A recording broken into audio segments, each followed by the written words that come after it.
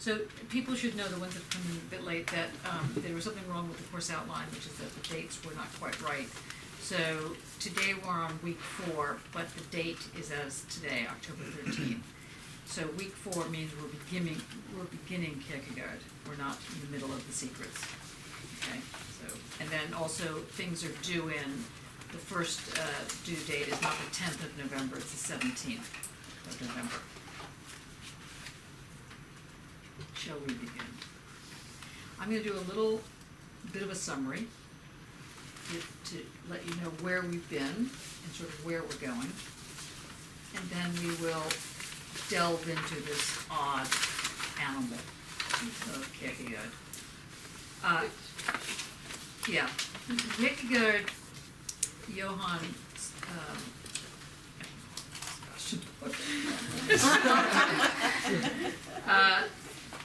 what's his name? Johannes Silencio, which is his pen name, Silent John.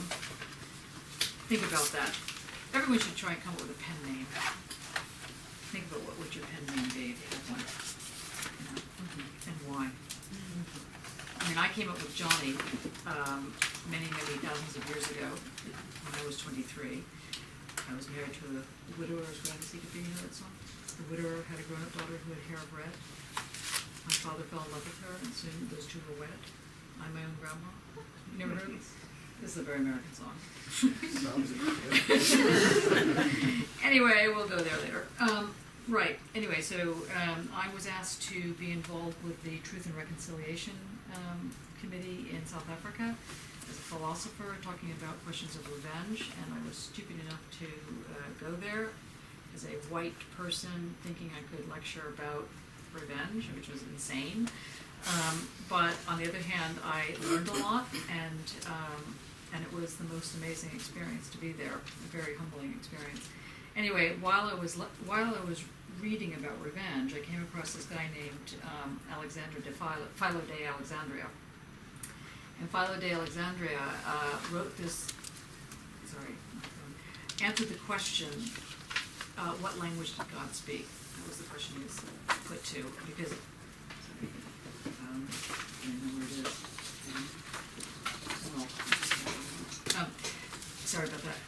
So there were all these arguments in the Middle East, as nothing changes, and the question was, what language does God speak?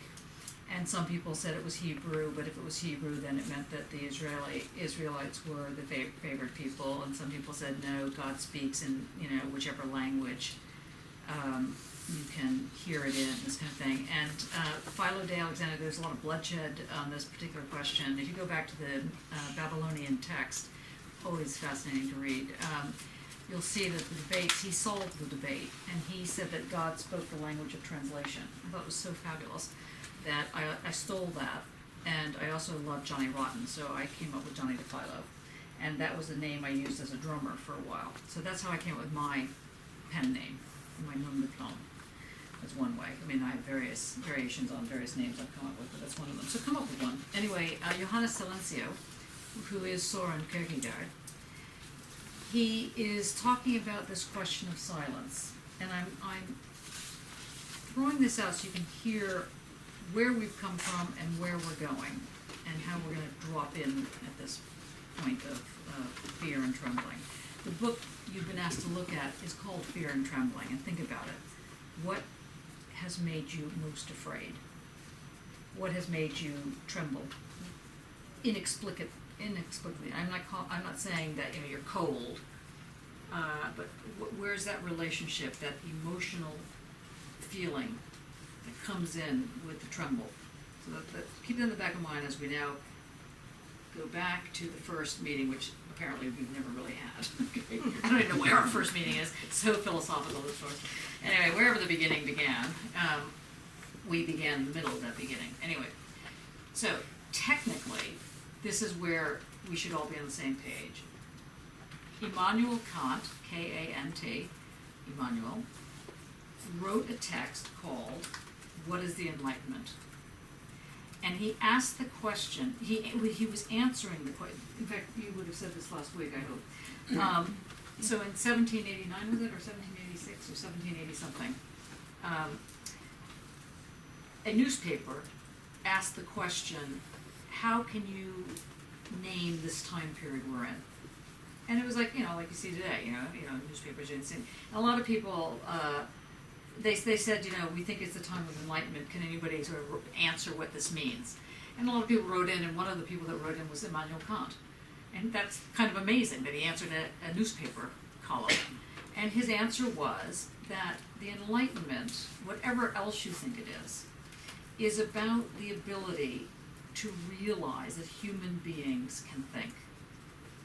That's so important. It sounds sort of self-evident on one level, but if you've been trained because of, I don't know what, either because you've had nasty upbringing, or people don't think highly of you, or maybe you're dyslexic or dyspraxic or whatever your various issues were, and you don't think you're intelligent, for whatever reasons, then you need a little dose of the Enlightenment.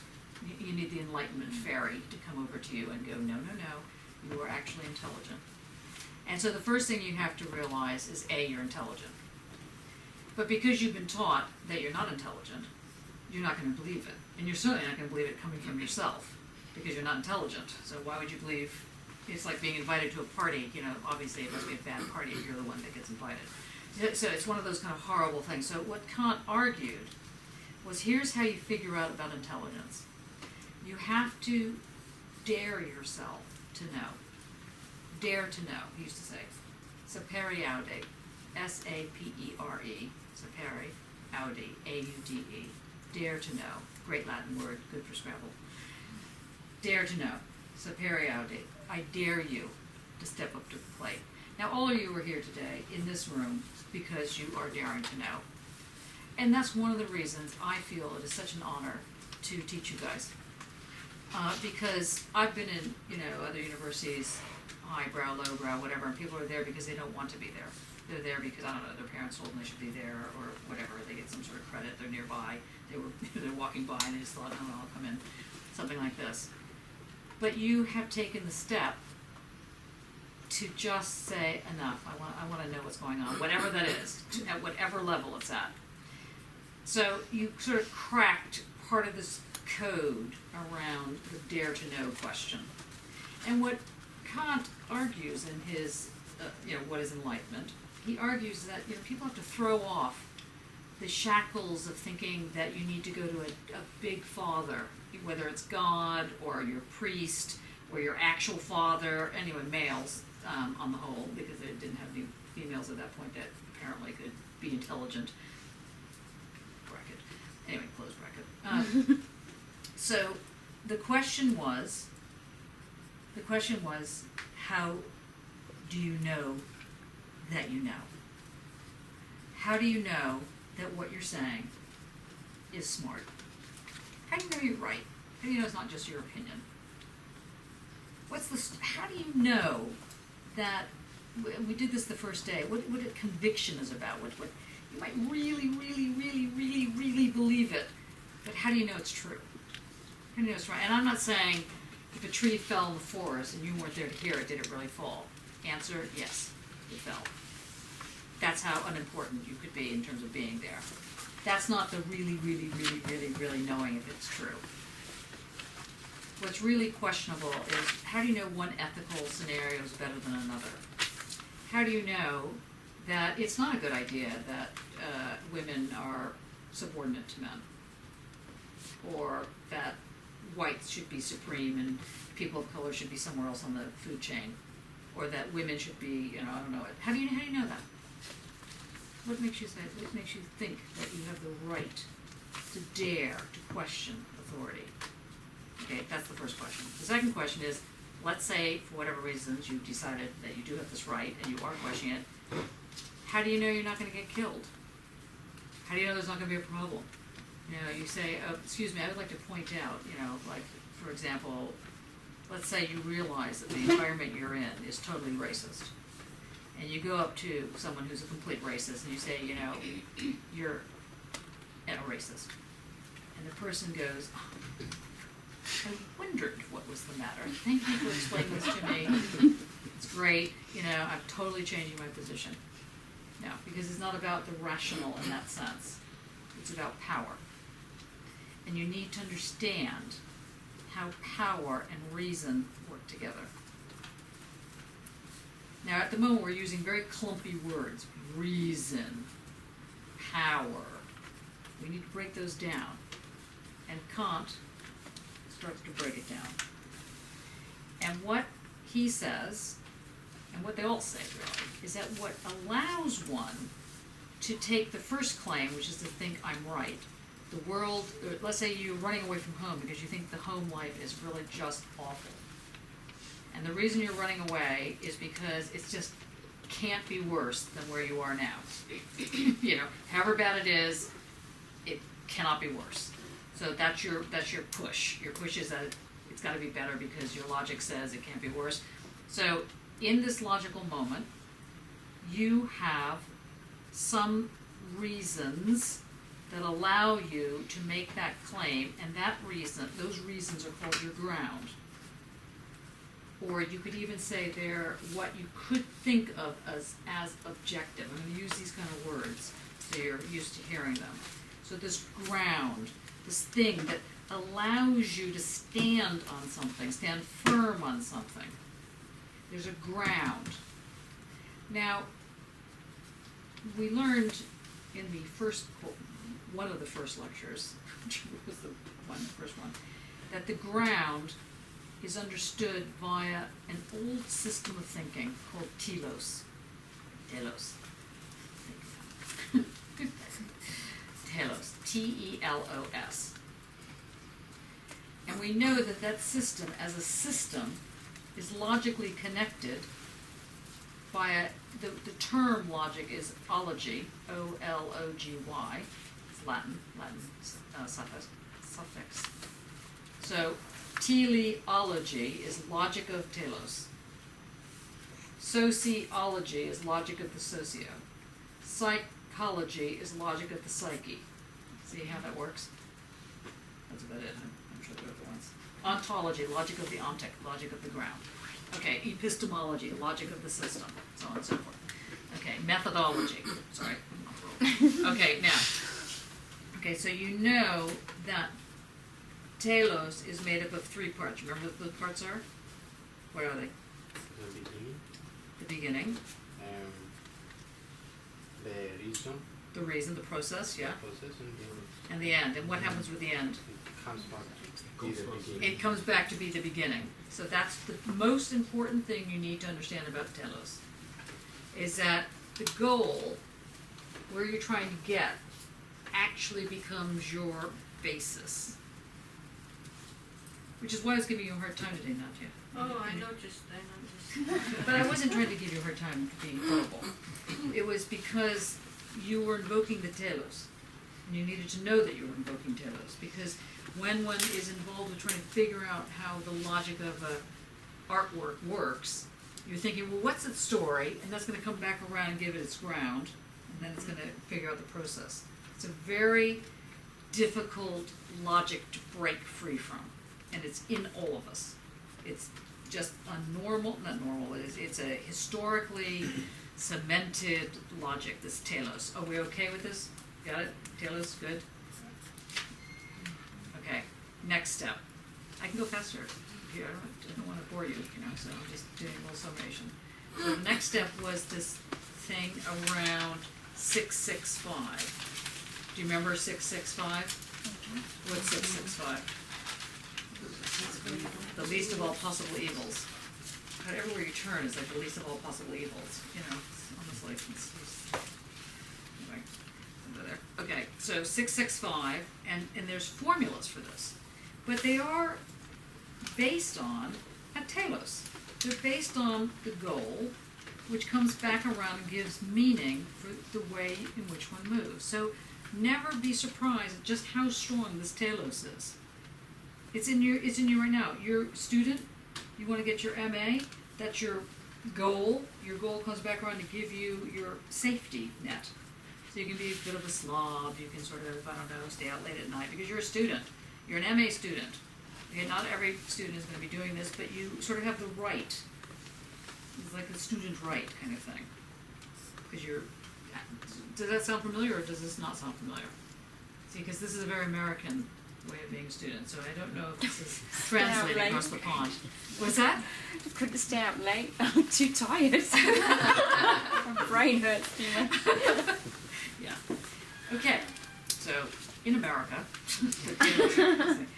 so you have this different kind of movement. In fact, they're always banging on about how they want to make universities like American universities. It's like, well, if you want to do that, first of all, you're going to have a party crowd, which is not a tragedy.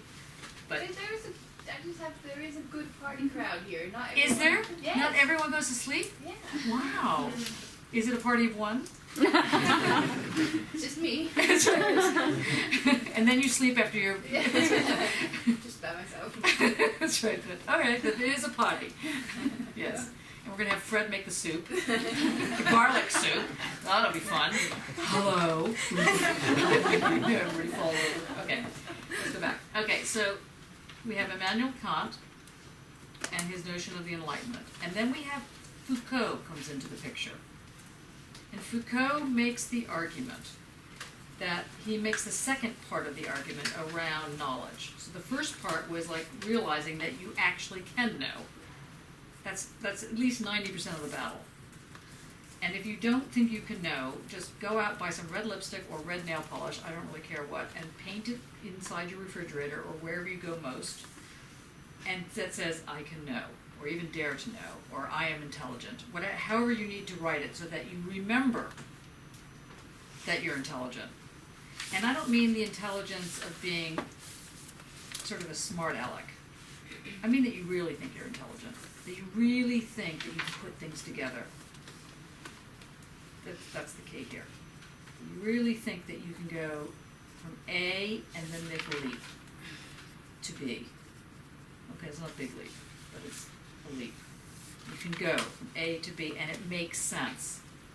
You're artists, so not only are you going to go from A to B and it makes sense, but you're actually going to make sense. You're going to make it. You're going to make sense. So don't forget that part. And Foucault says what's one of the ways to make sense sensical, to make it understandable, is that you have to understand when to exit.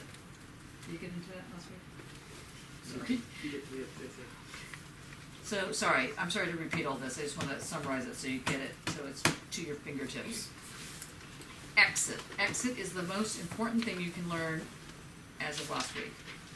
You need to know that you can exit.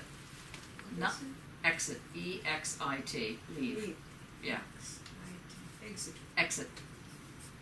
So, for example, we're in this room. Now, how do you get out of this room? That door. What happens? Okay. What happens if the door's locked? You can go out the window. No. No. Find a solution. Find a solution to open the door. Okay, that's one way. The very practical, logical, long, Lulu way. It could make it. It could happen. That's good. What about breaking the window? You're on the second floor now. Okay, now we're on the second floor. No, we're actually not on the second floor, but let's say we are on the second floor. That's a bit of a problem.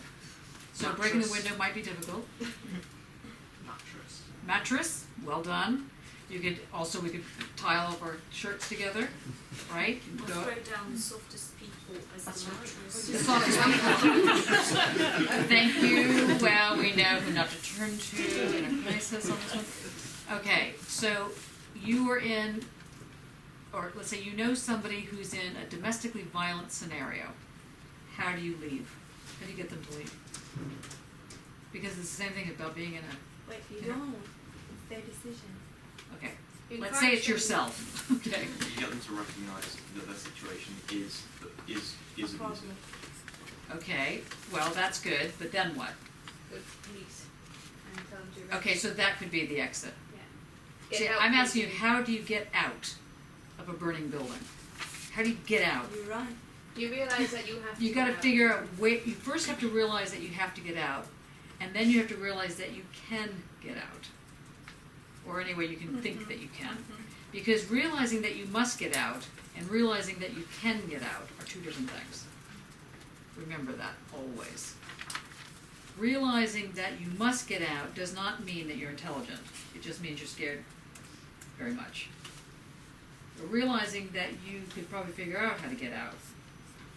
And in order to do that, you need to understand what the limits are.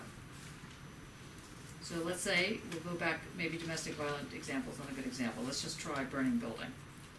You know, you need to figure out where are the weak spots where you can leave, where you can duck and dive. For anyone who's left their place, not just because they were running away, but because they were running towards something, and toward something they don't even know what they were running toward, they just were running toward it. On some level, you knew that you could move. There's a lot of people in this room that have crossed oceans, that have, you know, lived as different, with different passports, you know. And how did you do it? Like if someone said to Nadia, how are you actually going to leave Russia? If you said, well, here's my plan. Okay, I have a 12-point plan. You know, plan 1 is going to do this, check. Plan 2 is going to do this, check. You know, you'd never be out of Russia. You have to figure out when to make your move, and then you move. This is what Foucault is talking about in terms of the Enlightenment. So the Enlightenment is not just knowing that you can reason, and that you're smart enough to reason. You don't have to go to a priest to get told that you're smart. You don't have to go to a father or a teacher or anything. You can reason. But the next part is is saying, well, if I can reason, then I know how to break a limit. I know how to get through a limit. So there used to be this old sort of revolutionary argument that no, the word no, is just a barrier one has to learn how to leap over. You have to learn how to leap over that no. The American addendum to that is, don't ask for permission, just say sorry. You know, right? You know, just go do it, and then if it is a problem, you go, right? Yeah, so it doesn't always work out well that way, I have to tell you, someone who's used that approach many times. But asking for permission often doesn't work at all. And Kafka, I don't know how many people have ever heard of Kafka, Franz Kafka. Kafka, Kafka. Franz wrote a book, wrote many books. One of them was called one of the small texts called Standing Before the Law. Very interesting text, actually. Big depressing man. Well, all right, he wasn't a party boy, let's face it, you know. No, he was a little bit, he had a heavy thing going on, you know. Anyway, in fact, Andy Warhol did a big picture of him, one of the lithographs of Kafka. And it's very dramatic, and it's got like these, like a triangle, and it's in blue, and I have one of those. I have one of the Andy Warhol original lithographs. And we had some people at our house building a floor. And one of the guys said, wow, that's fantastic. I didn't know you had, you know, the guy who does the Walker commercials, you know, for chips. No, So, Gary Lineker. and, you know, the footballer or whatever. Gary Lineker. Yeah, it kind of looks like Gary Lineker. I thought, wow, that's fantastic. I love it. Anyway, so Kafka wrote Gary Lineker. He wrote a book called, wrote a text called Standing Before the Law, which Jacques Derrida, D-E-R-R-I-D-A, Derrida, wrote about. And it's about this man who comes to the gate, presumably heaven or something like that, and he knocks on the door, and a really surly guard comes and opens the door, and, you know, what do you want? He says, well, you know, I want to come in. And he said, nope, shuts the door. He says, you know, no, not now. So he waits and knocks on the door a little bit. Anyway, this goes on for like 25, 30 years, and it goes on until finally he's an old man. He's like, you know, decrepit. He's knocking on the door, and he's got like his last breath. And the guy's like, no, you know, I'm not letting you in. And he goes, well, you know, what do I have to do to get in? And he basically says, you had to realize that you could just come in. And then he shut the door. No. It's, you know, real upbeat. Don't read it unless you're already depressed. You know, I mean, wait for the depressing music. You know. Kafka, always fun for a laugh. You know, Kafka's one of my favorite ones is, what's it called? Gregor's House, the cockroach one. Metamorphosis. Oh, Metamorphosis, yeah. You know, Gregor Samson woke up and he was a cockroach. He just woke up as a big bug. And he'd done all this work for his family. He'd always sent money back, always getting his sister to do this and his mother to do that, you know, paying for everybody. And one day he wakes up and he's a cockroach. he can't believe, he looks at it, he cannot believe there's this cockroach. And his family, they can't believe it either. It's not like he thinks psychologically he's a cockroach. He just is a cockroach. And the sister comes in and starts beating him with a broom, and he's like, but I bought all your violin lessons. And then she's like, she can't understand what he's saying because he sounds like a cockroach speaking. Think about this next time you meet a cockroach. Anyway, it might be Gregor Samson. Anyway, he dies. Another upbeat. But they all get on with their life. Anyway, I'm telling you this so that you can understand how limits operate. First of all, that there are limits. Second of all, you don't always see them, but they're there. This is not to make you psychotic. It's to make you understand how the social presents itself to you and how you present yourself in the social. There are rules to the game, but some people don't even know they're in a game, let alone the rules to the game. So Foucault's first comment is, get with the program, people. Understand there's a game, and it's a complex game. Understand, and the game, he calls it a discourse. It's just so you've heard this word. That second semester is going to work. But you need to hear this notion of limit. What enables you to get through that limit? Now, if you have telos in the back of your head, you know that there's going to be a lot of limits on the way to getting your MA. You've got courses you have to do, you've got books you have to read, you have studio things you have to do. It's exhausting, right? You get check off here, check off there, check, and you could fail along the way and not make your goal, which then could not, it could all go, pear-shaped. But assuming that you can check off various things along the path, provided you stay on the path, you don't go off to somewhere and decide, oh, well, that's all very interesting, but I think I'm now going to I'm going to go to Brazil and spend 4 years, I don't know, at the Olympics or something, or in a favela, just because you want to. Okay, if you could do that, but then probably your path to the MA would be a little bit on the 10-year plan, and so there are rules. There are rules to what we're wearing, for example. I can wear trousers, and everyone else here can wear trousers, but if I came to lecture to you in a tutu, you would think I was either trying to make a point or I was mad. If I came with snorkel and, just sort of sat there and just sort of lecturing to you, you would think something's wrong with her. I would hope. What? Okay. Maybe not. Okay. We all have a uniform on. There's no, there are some rules. And of course, when women wanted to start wearing trousers early on, they were seen as being transvestites, because they were. Just like men, who might want to be wearing skirts, mini skirts. I'm not just talking about the kind of saris that people are wearing right now as a kind of not really a skirt men type thing. If you go running around in a skirt, you're going to be either seen as making a point of wanting to cross-dress, something weird, something that you're not allowed to do. Something not acceptable. So that's a limit. So the limit is something you need to be aware of and how you rub up against that limit. And so there's two sides to this question of the limit. The first question is recognizing that you have the intelligence to figure things out. And second of all, in figuring them out, that you understand where the limits have openings. Because these limits could act like a jail, like really solid bars. Or maybe the bars are not as solid as you think. Maybe it really isn't possible to get out of a bad domestic environment. Maybe the only thing you can do is die, or or kill somebody. Maybe that's how you do it. Right. It's possible. They still exit. Thank you. Help me, Natasha. Yes, it could be. That could be an exit, and for some people, not only is an exit, it's now considered a legitimate exit. Actually, but it used to not be. Not in this society. only recently, and of course in most societies it's absolutely not acceptable to shoot your partner if your partner's being abusive.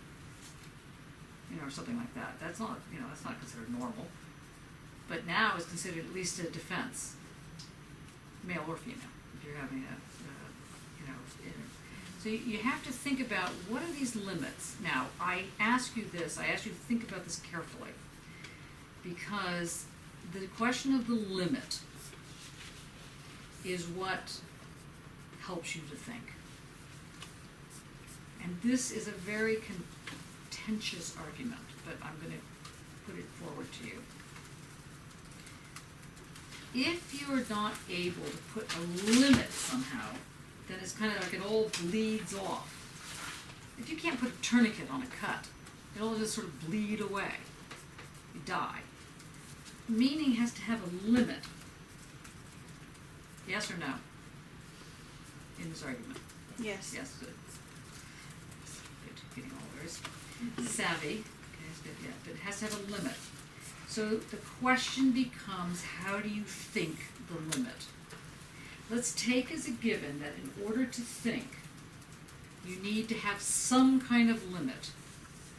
Otherwise it just sort of flows and flows and flows, and you just have, you know, flow going on.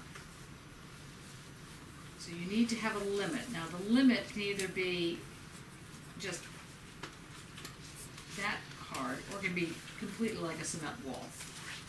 But you have to have a limit. The limit could be the goal. That could be your limit.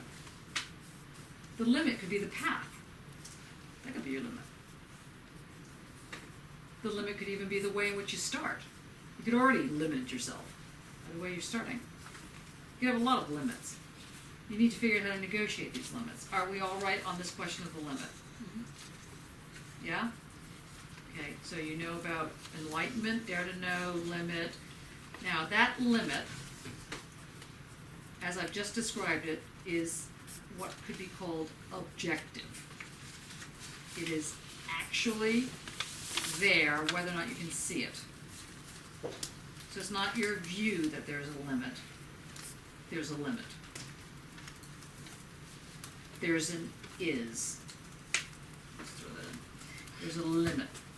And the limit enables one to think. It also enables one to figure out how to jump over it, or to get through it, or to break it. There's all sorts of things about limits that are weird. Okay. How far did you get with the ground? I guess we reached this point. We reached this Exit from I think the 4 a.m. That's Oh, yeah. supposed Ooh, to I knew those. support the subject. I can't dare to know how do I exit. The subject is inventing Right, itself good. rather than being given. Good. That's Yeah, okay, so that just reminded me of one last piece of the puzzle. I knew I'd forgotten something. Which is the question of doubt, which you did last week.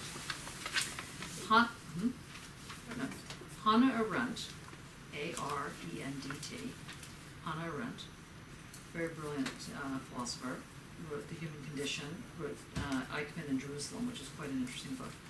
I wrote a lot of books. She was sort of part of the Frankfurt School, but not really. I mean, she was like a tangential member, partly because they really didn't really have very many females in there, and oh god, it's so annoying. It's endless, the situation. But anyway, she argued that the human condition, here's my question to you. What is the human condition? What does it mean to be human? Don't ask that question. Her way of restaging this was not to say, well, here, there are 7 things that, you know, like the Maslow thing, there's needs, you have to have a shelter, whatever. It's so boring, you just want to, like, you know, chop off a foot. You know, just like, honestly, you know, I remember when we were studying this back in the day, and they'd say, well, what it means to be a human is either you're 97% water, it's like, really? Or you have a soul, okay? You know, throbbing headache. Okay, or you have a throbbing headache. You know, that's what it is to be human. You know, anyway, what she does, she turns it around. She says, actually, what are the conditions around which human can emerge? So, in other words, not so much what is the human condition, what does it mean to be human, but rather what are the ingredients that need to happen in order for this thing called human to become alive? The reason. Yes. And what's the conditions around which reason can sort of be considered? Doubt. Doubt, good. And what type of doubt is she talking about? Thinking that you can or can't do something. No. This is the confusing Trick part. question. Yes, this is the tough part. It is Cartesian doubt. Well, Being able to doubt, or being able to question means that there is something to question, that you have the capacity to think and question that thinking, so okay, evidence of existence. okay, no. But it's a very good argument. I mean, it's just not yet there, because you're not wrong for 99% of the argument, but you're wrong for around. And the reason I say this is because, let's go back to this notion of ground and limit. In your mind, close your mind for a second, or close your eyes for a second. Ground probably looks solid to you, or looks like a bar, or something that's a line. That could be a limit. A limit sort of has that solid feel to it. If the condition is a limit, what are the conditions that create human? And if the answer is not reason but doubt, if doubt is the ground, then think about it. What does that ground look like? If it's doubt, it's more fuzzy. It's like a cloud. It doesn't have any weight to it. So let's try it again. So when what's his name? When Descartes says cogito ergo sum, I think therefore I am. Cogito, C-O-G-I-T-O, cogito ergo E-R-G-O, sum, S-U-M. When he says cogito ergo sum, I think therefore I am, the thinking which produces the I am is a thinking that asks this question. I can doubt that I have my hand in front of me. I can doubt all the way, as far back as you can go with the argument. But what I can't doubt is what? Is what you see. No, you can doubt that. Is what you But believe. that I doubt. You can doubt that. You can't doubt that you doubt. It's your thinking. You can't doubt that you doubt. That's the bottom line. The bottom line, i.e. the ground, is that you can't doubt that you doubt. So it's not the Doubting Thomas one. Doubting Thomas one puts his little finger in Christ's wound. Because, really? You really here? He sticks his finger in to see if that's true. That's not the doubt they're talking about.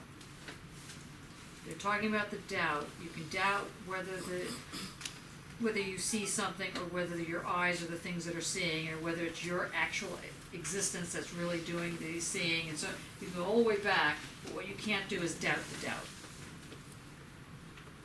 Clear? So just know what you're signing up to when you're not like this, okay? Okay. You're signing up to being a very bizarre form of Cartesian. Because a lot of Cartesians think of the other form, I think, and then, mind versus body. We have now gotten rid of mind versus body. The condition of being human is that the ground is this thing that you can sort of fall through on, because it's this thing of doubt. The limit is the doubt. How are we doing? You alive? Makes sense? Nick? Oh, I thought you raised your hand. No, okay. Okay, everybody okay with this? Because now we're going to get to the actual lecture. Okay, you okay now? You can hear this? Okay, so telos is goal, comes back around, gets your push to the start. The start gets you on the process. That's the telos. It all makes sense. You can leave the path. You don't have to leave the path, but you have a path. That's very much 2,000 years of Western metaphysics in that sentence, is that kind of path. and it's inculcated in everything we do and think. So don't feel bad if you still think this way. It'd be bizarre. Now we realize that the path can be the ground. That ground can be a ground called doubt. The goal, which is out there somewhere, could actually be the ground. That ground could also be doubt. The start could actually be your limit. To get to the start, that's your limit. You know, that's your goal. Your goal is to get to that bloody start. You know, like, and you just have to get to the start. And once you get to the start, you're so exhausted that you've made it to the start that's about it. You know, you just think, okay, fantastic, I made it to the start. And then this is like a nightmare. Okay, now what? Because now you have to rethink the goal. You know, because you're back in the telos. So enter Kierkegaard.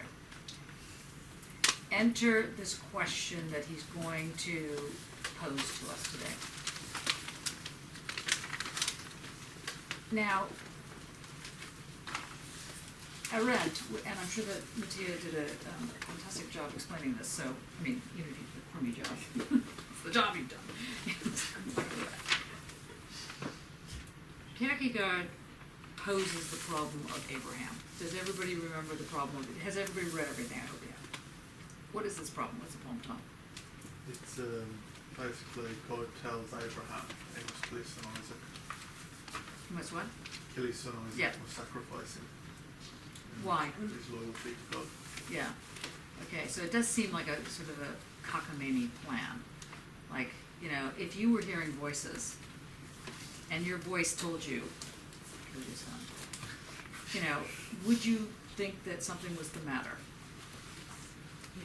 Yes. You know, would you think, makes perfect sense, I will prove to God that I love God over my son? Like, so Kierkegaard raises this question, I mean, was Abraham completely nuts? I mean, it does seem a little nutty, you know, sort of psychopathic, actually, you know, A, hearing voices, B, hearing voices kill your son, C, taking the son, and suddenly being saved by a burning bush and a ram or whatever else is found in the burning bush, and then he goes, oh, goodness for that. You know, what a joker you are, God. You know, it's like, you know, I mean, it does seem a little odd. So he's asking the questions. He's asking the question, what is it that we're really talking about here? Are we really talking about a guy, a human guy, named Abraham, who had a human son from a human wife, Sarah, who gave birth at 90, which I always find fascinating, you know, particularly the Bible obsession people who believe everything in the Bible except this kind of thing. You know, because there are a lot of women now that are giving birth at 60, and they're like, oh my God, wrinkled mothers. Meanwhile, Sarah at 90, well, I mean, 90, that's going, that's a good one, you know, which apparently, you know, bore the entire Jewish, you know, culture. That's saying something about the 90-year-old woman, the mother. Then she also had Ishmael. I mean, Abraham had Ishmael, which is the, you know, the brother we don't talk about. That was the brother out of wedlock that Abraham, who obviously needed to have something to carry on, and Sarah was not, you know, able to bear children, so he went off with, what was her name? Gosh, it starts with an H.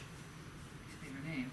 Anyways, and had Ishmael, and Ishmael is the brother of is the father of the Muslims, and Isaac is the father of the Jews, and they're still in an argument all these years later.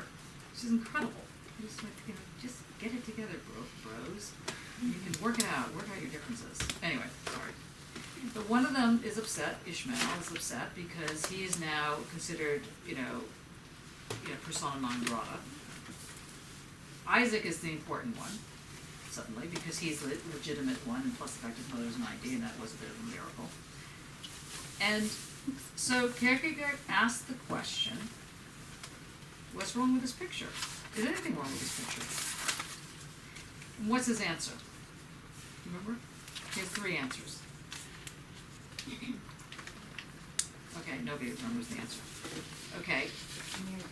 What? It's a miracle. Well, sort of, yes. Basically that the sacrifice must be egotistical and not basically the duty to God. Yeah, he's like totally obsessed with himself, and that he's going to get something out of this. He's going to get God to like him better. Although, being the fact that he's already been blessed, and so on and so forth, and then he goes, well, now you'll really like me, or now you really love me because I'm going to do this for you. I mean, so that's like the wrong reason. That's the egotistical reason. That's the single-minded reason.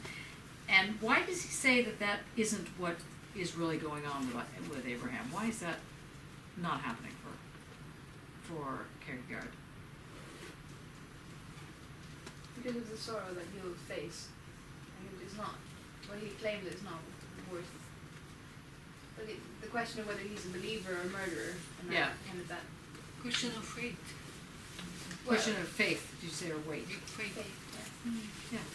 So, But the paradox of carrying the guilt with him of having killed his knowing that his duty to God and to his faith is to love his child more than himself, and then sacrificing his child, and then living with the fact that he's killed his own son, would make that impossible. It couldn't be egotistical. right, okay, so he can't be egotistical. Yeah. Right. So we're going to just crack open this text, and we're going to start with. I mean, as you know, the lecture for today, this second half in particular, is entitled Attunement. Now we've got a couple of music people in the room. Nisha, I'm going to pick on you, or Tom. Attunement. What do you think that means? Engaging with his senses. No, think of the word tune in the word attunement. Being in tune. Being in tune. Yes, and what does it mean to be in tune? Being in unison. Being on the same wavelength. Same Harmony. wavelength, yeah. Being in tune, being attuned to something means that you kind of, your ear sort of open. Right? It's a tune, there's a, like if you were to tune an instrument, it would mean it would be in harmony. Right, that's, so an attunement, A-T-T-U-N-E-M-E-N-T, attunement, means using your ear, being able to listen, to know how to sort of be on the same so-called wavelength. Like if you're tuned into this society, you're not going to come in here wearing a scuba outfit, right? That would show that you were not you were not attuned to what was going on. So just think about this thing, attunement. Attunement. Now, Kierkegaard is going to make an argument about attunement in this book, in Fear and Trembling, and he's going to say something about this word tremble. Feel the tremble. To feel something, and when you feel it, you know you are tuned to it. You know you are. That it is. Do you ever feel this in your work? Do you ever get to a point in your work where you can just? It's like so exciting, and at the same time so not able to be spoken about. Do you ever feel that way? Does anybody not feel that way? Maybe not willing to admit it. What's going on? I can tell you that it doesn't have to just be with art or whatever, or maybe it is art, but art is a wide field. Because when I write and I know I'm doing it right, nothing is there but me and my banjo. But I was working on a piece the other couple weeks ago. I was invited to write on a Deleuzian concept. And at some point, you just let go, and you are just in it. You feel that way, Emma? Mm-hmm. Okay. You know that when you start feeling this way, that you've got to do one thing in particular, which is you've got to give up something. Either you give up your consciousness. I mean, by consciousness, I don't mean you're not going to faint. You're not going to go into a spell. I don't mean like that. But you have to submit. Now you don't sit there saying, "I'm going to submit to you, my philosophy king, you know, I'm going to, it's not like that, it's that everything else gets sort of put aside, either consciously or unconsciously, and you're in the zone.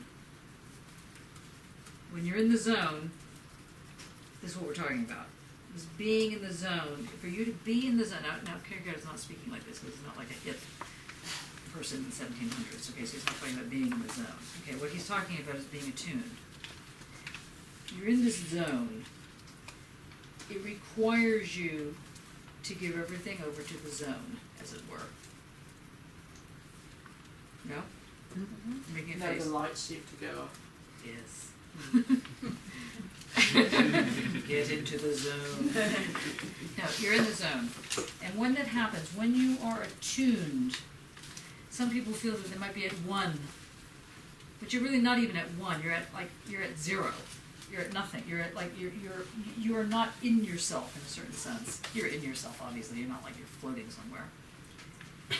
But you have to give up everything to hear that, to really be in the zone. Art, as a master of some kind, can be a nasty master. It requires you to give everything over to art. If you don't, your work is not going to work. You have to be in the zone. You can't be logically thinking to yourself, I think if I put a little blue there, and a little, something else here. No, it's got to be beyond that. Now, I'm going to try and speak more coherently than this. It's like a this, it's like a that. I feel like, actually, there's this hilarious viral video that's going around about this cat that's kneading the head of a dog. Have you seen this? It's so fabulous. Listen to my voice. When I speak to you, you will give me all your crisps, all your biscuits. The dog wakes up. No, go back to sleep. Anyway, so you have to, in that example, you wouldn't be the cat and you wouldn't be the dog. Being in the zone means that you clear your platter of everything and you begin. Now that's a very particular thing that you have to do. And what Kierkegaard argues, in part, we're going to see how he develops the argument, is that you have to be willing to give up everything to make it, to make whatever the it is. Would it be to forget yourself too? Everything. Your children, your family, your relatives, everything. You have to be willing to make that step. You have to be willing to exit. You have to be willing to put something aside and at the same time be bizarrely focused, because it's not a focus on yourself, it's not a focus on the outside world, it's not a focus of when is dinner. Something else is happening. And this is the zone we're talking about. This is being attuned. Okay, so just bear that in mind as the background to this. It's the background to how we're going to enter the text. So, for those of you that are not religious, and for those of you that don't want to read this anyway in a religious fashion, because it's very easy to read this from a point of view of Christianity, saying about God and so on, we'll try and put words like art in for God, so you get a sense of how this works. Now, if you turn, does everybody have the text? Can people get the text out?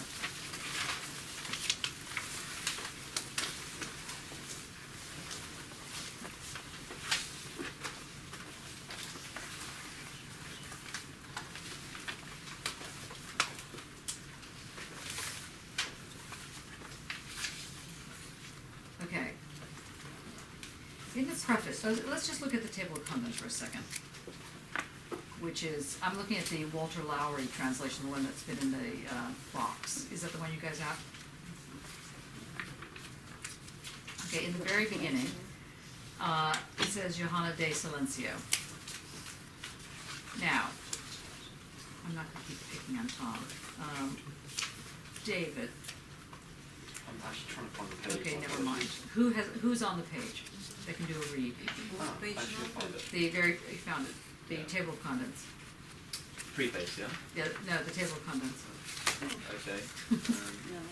where it says table of contents. My apologies. Are you on the table of contents? Yeah, I got the translation of this one. Okay, that's right. Okay, can you read the little sentence? The one about Tarquinius.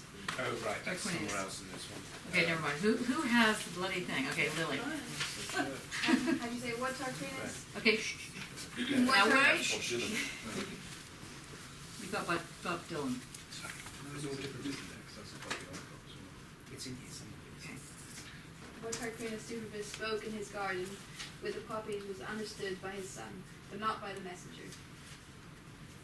Okay. Isn't it so annoying when you hear something that's so philosophical and you really want it to go like bing and it goes like Okay. Now you have to read it again. This time as though you're going to get an Academy Award. And that it's really important for you to get all the nuances right. Right. Start again. What Tarquinius Superbus spoke in his garden with the poppies was understood by his son, but not by the messenger. Good. Tom, you want to give it a go? Yeah. We've got a different edition now. Okay. But with a lot of verb. Yeah. Gravitas. What Tarquin the Proud said in his garden with the poppy blooms was understood by the sun, but not by the messenger. James, you want to give it a read? Do you have you don't have the article? Here, why don't you? I don't have it. With a lot of gravitas. We will get past the table of contents. This draw that for me. So. There you go. In brackets. Yeah, you don't have to read the German. We try. This is the line that was Tarquinius. What is the line? Superbus. So was Tarquinius Superbus. It's in German. I can't Just read in it. brackets. Oh no, But go in go brackets further in down. In English. bracket. Okay, it's in bracket. Is it what Tarquinius spoke in his garden with the poppies was understood by his son, but not by the messenger. Yeah. James, you want to give it a go? Not this James, this James. Nobody has the thing, huh? What the heck? It's like yeah, printed it out. I need It's to get like myself 90 odd copies. pages. Here we go, mister. You. Because there's a whole row that doesn't have it. Go on, James. But really with verb. So that it makes sense. So that so far nobody's reading it so that they actually understand what they're saying. Is it Tarquinius? Yeah, Sorry. Tarquinius, yes. What Tarquinius Superbus spoke in his garden with the poppies was understood by his son, but not by the messenger. What does that mean to you? He understood. But his son understood it, but he didn't know what he was saying. So the messenger did not know what he was saying, Yeah. but the son knew exactly what was being said. Ever been in a situation like that? Ever been in a situation where somebody says something to you, gives you a message, and the person giving the message does not understand what the message is, but the person who sent the message knows precisely what the message is, and the person who receives it knows what the message is. Okay? You've been in a situation like that? Can you tell us what it was? Off the top of my head, but I have been in a situation. Can someone tell us what situation was like? Secret? Yeah. Sorry. Like what? Like a code? Like code, something personal? Sure. Yeah. Like what? Um, Haven't you guys Something ever of done anything love, wrong? I mean, honestly, yeah. it's exhausting. Yeah. Expressions of love or My- faith my- or honesty or something. Sorry. Personal example. My mum, weirdly, mum's death. It's a bit of a backstory. She gave, she told my partner to do certain movements to me to tell me what to buy my partner. Say that again. So, Yeah. basically, I think if I remember correctly, it was something to do with. She said her favourite fruit is cherries, but how she just basically did this and said do that to when you see him, do that to him, and he'll know what to do. And so she didn't know. No idea. Brilliant. That's a very good example. Yeah. Yeah. Okay. Good.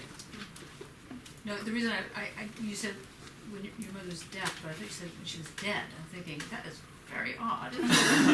No, deaf. Yeah. Yeah. Any other examples? That's a very perfect example. Got one? I'll make it one. Anybody can think of one? Nobody's had a secret lover? Anyone stand in the way? Secret job. Okay.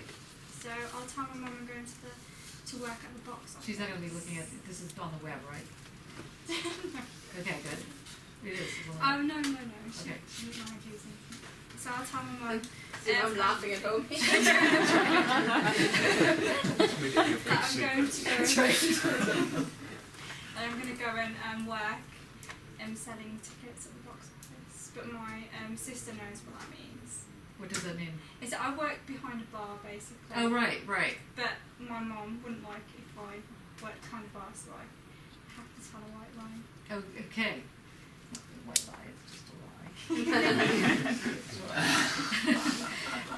Is it about the coded language or? Yes, that's good. We're getting there. But is it not in this sentence? Because he is the messenger, and it's his message to his son, is it not? No, he's not the messenger. Oh, right. The father has sent a message via the messenger, since they Okay. didn't have mobile phones at that point. And the messenger has now said this. And what has he said? What's the message that he delivered to the son? Well, the son understood. Yeah, but what is the message? Remember what the message is? Well, there's going to be Poppies. What about this poppies? Well, what had happened was he'd cut the heads off the poppies in the garden. The messenger then told that to the son, and the son understood that as meaning he must behead the leaders of the rebellion. Yes. So it's quite a complex backstory, which you have to understand really to understand it. Yes, right. So the actual story was don't go to your garden and cut off the poppies. It was that the poppies represent the heads of somebody, and I want you to do the following, I want you to kill these people. So let's go through this again one more time because you're so clear. Now remember the last hour and a half we've spent talking about a limit. And talking about a limit that could be doubt, and doubt's like a furry kind of, doesn't really, like a cloudy kind of thing. If you can go, you can doubt your existence, you can doubt a variety of things, but what you can't doubt is doubt. If that becomes the last of the edges, as it were, you can go back to. You can't doubt. So that's a limit. So it's not just the limit of the ground, the solid ground. We have doubt now as a limit. But now we've got a code as a limit. Okay, Nick, you want to give it a go? Read the other thing?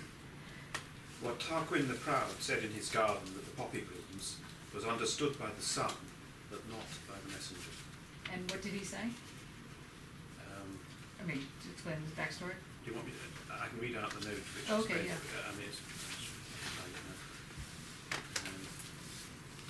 it's a paragraph. Yeah, can you see okay? Yes, quoted, one engaged in war with Gabii, Tarquinius Superbus, an early king of Rome, had his son flee to Gabii under pretense that he had been mistreated by his father. The inhabitants made him their military leader, and by striking off the heads of the tallest poppies in the garden before the eyes of his son's messenger, Tarquinius managed to convey to the son that he should put to death or banish the leading men of Gabii. This done, Gabii quickly surrendered to Tarquinius, and Kierkegaard quotes the original in German. But that's good, okay. So that was the... So it would have been really a drag if he had misunderstood it as to go to the garden and cut off the poppies. So history would not have been made. So he understood something and acted on it. He understood, so there was a code that was given. Now, code is an interesting thing, especially in today's world, coding, algorithms, 0-1 codes, which we will get to eventually, but for the purposes of right now, we're gonna get into secrets. So, God tells something to Abraham that only Abraham can understand and can go do. So, one of the things that Kierkegaard argues is that Abraham has a secret. Okay, let's just put to one side whether or not Abraham is insane. Let's just put that to one side. Let's just say he's got a secret. Why doesn't he tell Sarah? Now, so shall we go now to before we go to the, I'm sorry, just a quick thing on the preface. If you read the preface of the one that's,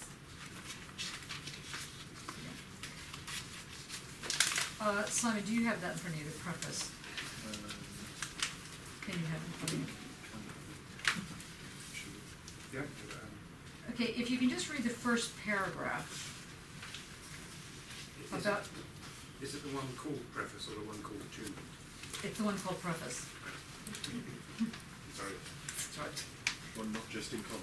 Yeah, The first paragraph. yes, Is a page and a half. yes. Okay. Just checking. Not just in commerce, but in the world of ideas too, our age is putting on a veritable clearance sale. Everything can be had so dirt cheap that one begins to wonder whether in the end anyone will want to make a bid. Now, this is Johannes speaking. What's he saying there? Everything's worthless. Yeah, he's basically saying everybody sets out their market stall. We're gonna find that most philosophers say this, but anyway, everyone sets out their market stall, and in an age where everybody's doing this, ideas come cheap, basically. Yeah, go on. Every speculative scorekeeper who conscientiously marks up the momentous march of modern philosophy, every lecturer, crammer, student, everyone on the outskirts of philosophy, or at its centre, is unwilling to stop with doubting everything. They all go further. It would perhaps be malapropos to inquire where they think they are going, though surely we may, in all politeness and respect, take it for granted that they have indeed doubted everything. Otherwise it would be odd to talk of going further. This preliminary step is one they have all of them taken, and presumably with so little effort as to feel no need to drop some word about how, for not even someone genuinely anxious for a little enlightenment on this will find such. Not a gesture that might point him in the right direction, no small dietary prescription for how to go about such a huge task. But Descartes did it, didn't he? A venerable, humble, honest thinker, whose writings surely no one can read without being most deeply stirred. Descartes must have done what he has said, and said what he has done. A rare enough occurrence in our own time. Descartes, as he himself repeatedly insists, was no doubter in matters of faith.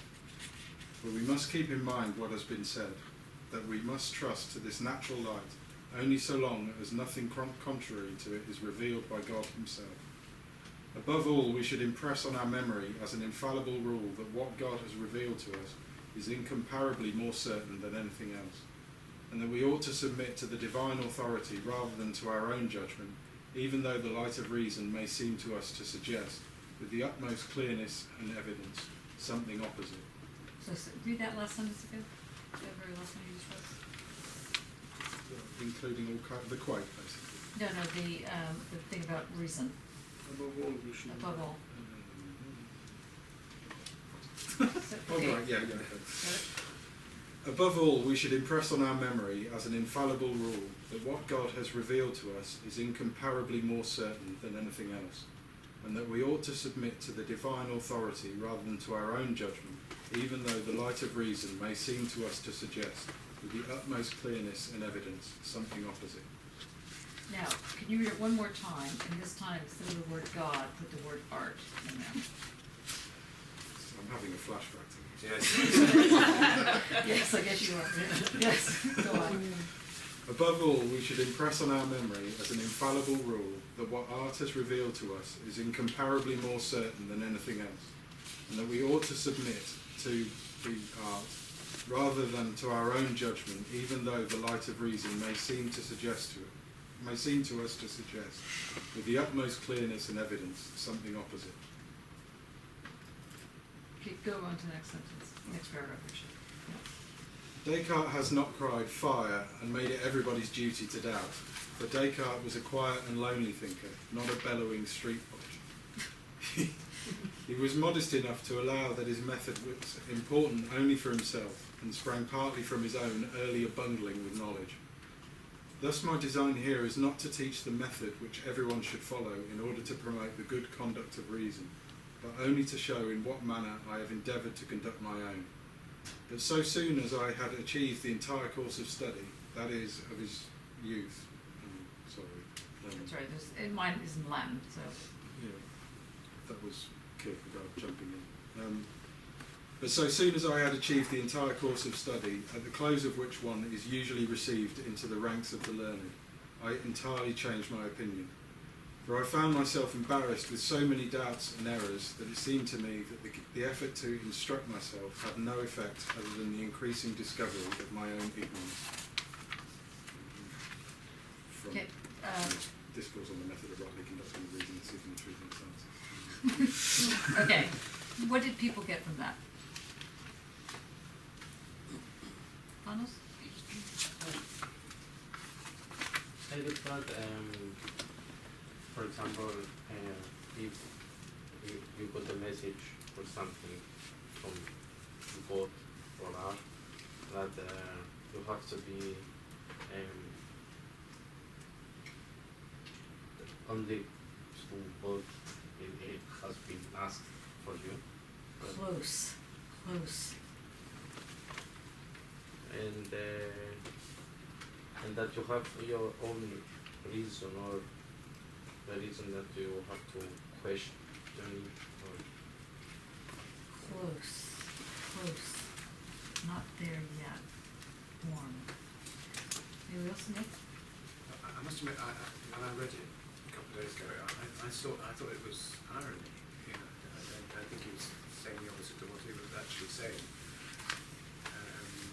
It's this business, isn't it, of who's saying what? Is it Johannes de Silentio, the son of Jonathan, or whatever it is, or Kierkegaard who's talking? And I interpreted it as Kierkegaard saying, is getting Johannes to say something which he Wanted to disapprove of. Yes. Yes, because it's anti-Kant, isn't it? It's not dare to know, it's do as you're told. The way it's written. It's saying not. It's saying Submit to God. Submit yourself without doubt, sort Yeah. of thing, yeah. put God before reason. Sorry, that might be wrong. Is that what he's saying?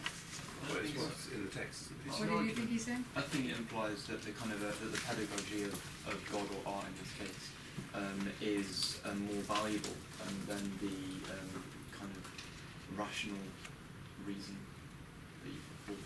Mm-hmm. And yet that is also reason. That is the key here. It's not that reason is one thing and doubt is not reason. Doubt is reason. It's the highest form of reason. It's against received wisdom, isn't It's against received wisdom. It's against a systematic reason. Matthew, what were you going to say? Well, there is an element in the reason of Descartes might be of help here. Descartes uses precisely to avoid falling into a systematic reason and have a higher or stronger reason.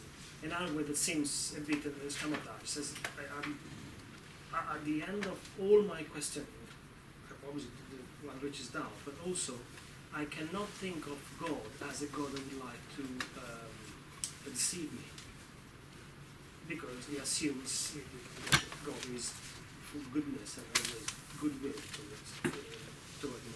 So that element can be seen as, well, after all, he's still living in physics, or this moment where one is one with the reason, one is one with the decision. Yes. And that's what one needs to trust. Yes. The argument on the cut can be taken, can be discussed a great length, but here the way it is used, the way it sounds, me records that he says the entrance of God is this non-systematic, non-strictly deterministic 1 + 1 makes 2, and therefore I can continue like that.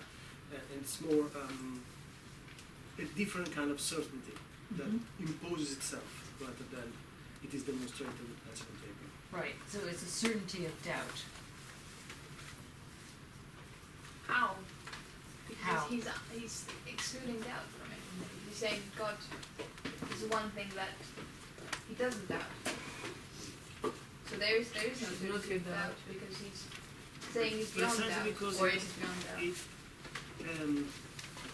Escape is not the right word, but it sits outside a form of objective knowledge that one could describe as I've seen it before, I know it's there.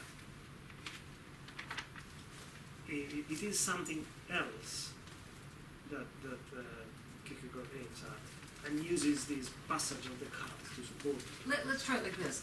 That's very, very good. Let's say that doubt is just another form of reason. Rather than saying that doubt is the other side of reason, because if doubt is the other side, if doubt is not reason, if doubt is the thing where you go and you put your finger in Christ's wound, and as doubting Thomas puts his finger in and says, is it really true? That's the kind of doubt that is opposed to reason.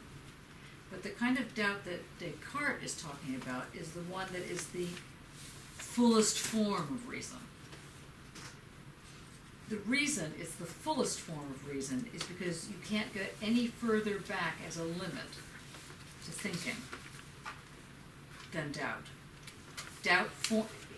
Let's go back to what we said at the very beginning. If it's the case that to think means to have a limit, either you have a limit that's like a brick wall, and that's a very specific kind of reason, or you have a limit that's fuzzy. You have a limit that you can get through somehow. You have a limit that, well, we can think about it, you guys are all computer literate on some level. So you know that the computer, which is based on zeros and ones, that is what the computer is based on. And if we dropped our computers, most of us would have a nervous breakdown because there's like 50,000 files inside this computer. But if you actually opened the computer up, you would not find a file. It doesn't look like that. The files are doubt in that sense. Their substance is the substance that in the old days we might call doubt. I'm hoping that's making sense. Is that making sense? Because if you have one more furrowed monobrow, you are going to turn into werewolves when you get out of here. You know, it's like, are you sure that this makes so the doubt is a form of reason, not an anti-reason. It's not against reason. It is the highest form of reason, is what Kierkegaard is saying. It's how Kierkegaard is interpreting doubt. Just write that down, because it'll eventually make sense. Yeah. If I may, in the preface, what seems to me that Kierkegaard is getting at is that he is going back to the original Descartes move about, and then notices how quickly, 2 centuries after that, these great achievements which costed Descartes so much work, and which costed the Greek as much. He goes on to say, well, those old Greeks whom one also should credit little knowledge of philosophy, took the task of a whole lifetime to reach. And the doubt is not a skill one learns in a day or so, in a day or a week.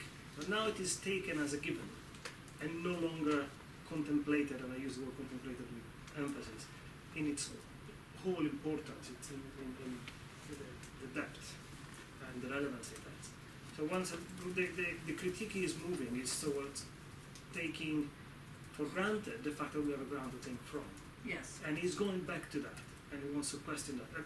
I have a very hard time understanding Kierkegaard, but I was speaking earlier with Dane, who's good. It's very quiet. He told me that I hope we can fill in and explain better that the problem that Kierkegaard is coming up, Kierkegaard has, is that he is convinced, he feels that all the systems of knowledge that have been built after Descartes cannot account for a problem like the one of Isaac and Abraham. Yes. How is that happening? And nor Hegel, nor Kant, nor other Yes. systems can explain why that was done without being either mad or monstrous Yeah. or Something. Dane? Yep, well, Sadly, you now have to rise to the occasion. well, later on he said, Kierkegaard outlines his problem as saying, I can think myself into any figure in history. I can think why they made the decisions they made. Why did the hero sacrifice these things, you know, for the better, for the greater good? But the one person that he couldn't understand is Abraham. What was his reason for doing what he did? There's no other reason other than to condemn him as a murderer, to accuse him of committing this awful crime.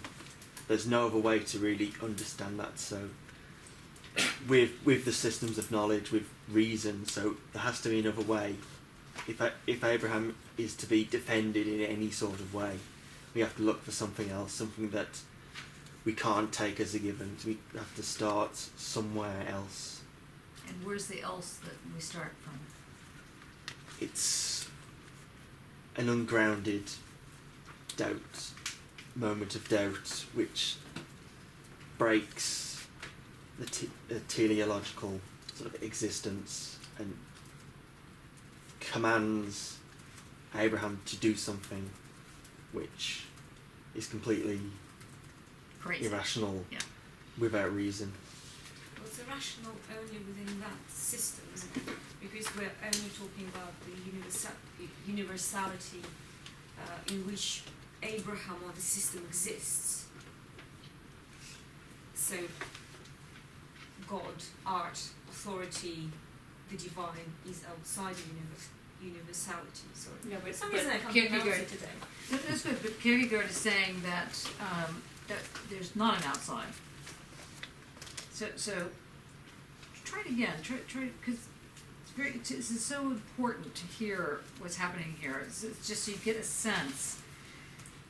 Remember that we're not talking about the doubt where you put your finger through the wound and go, is it really true? I doubt it.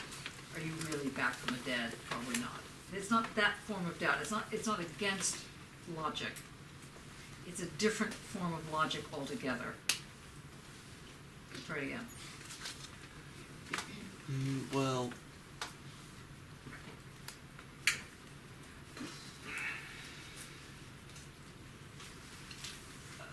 I guess Abraham's problem when he goes to undertake this task is that there's no end point, there's no goal which is coming back around and giving him meaning. God is all, after God commands him to do this, he's silent, he says no more about what will happen as he goes on. So it requires him to, well, as he goes on, he's constantly doubting, and as he's doing that, it pushes him forward. It's always hanging above his head, this charge of being irrational or being a murderer, but still he is able to doubt that and push himself on. And the notions of the fear and the tremble act as sort of waypoints to tell him that what he's doing is wrong, but still he can push ahead with this, whatever he's doing. He doesn't know what he's doing, but he knows that he's willing to submit to do it. Right, so he's not doing it for a greater cause, like the cause of, I don't know, the Jewish religion or something like that. He's not doing it for religion and for the cause of religion. He's not doing it to forward a cause, religion, Muslim, whatever it is, Islamic. He's not doing it for any cause. He's not doing it for a private reason, whatever that is, because he's a psychotic monster. He's not doing it because he's getting any pleasure out of it. So the question is, what's he doing it for? Why would he even think to murder something that's precious? Yeah? To prove his faith to God. But he's not even proving. It's not even that. It's not. There's no. Committing. It's a kind of commitment, but it's not about him getting any reward whatsoever. Whether or not he, whether God pats him on the head, goes good boy, or he's not getting anything out of this, which is the point. It's not that he's getting something out of it; something's coming out of it. Think of you as artist. Self-satisfaction. What's that? Self-satisfaction. So, but he's not getting the self. Think of your artwork. When you're making artwork, you're not thinking to yourself, "I feel much better now. Ah, that was good." And you usually just feel empty, or you just feel. Is it to release his doubts? No, nothing about release. Yeah. I mean, this isn't me. This is the Jackie who wrote the Yes. introduction to the book. What he's saying is he has to give up his sort of sense of duty, or the ethical as well, what Kierkegaard put it is, his obligation to society, and indeed to his own son, because he has faith not that God exists, which he does, but that when God tells him to do something, that's the only thing you can do, and so he's going to be branded a murderer and all the rest of it. But so what? This is what he has to do because he has to do it, basically. Because he has. We're not there yet. We're getting there. It's very hard to. It's very hard. You're doing really well, everybody, because it's very hard to understand this form of doubt. It's not that difficult to understand a not. You have an X, and then you have a not X. So that you have a doubt, you have reason, and then you have doubt. Put that in a corner somewhere. This is a different form of doubt. Might help if you saw it. Even just, I was just going to call it curiosity, but that's even too strong. Gives it too much of a move, too much of empowerment. Yeah. From last year, I had a note inside the book here. It says flat economy. Flat economy. Okay. And I think it's quite interesting now, and I would to associate it with something that is pre-Christian. The idea that virtue is a value in itself. One is not virtuous because one gains from it. One just behaves properly whichever way that properly is, because one behaves properly.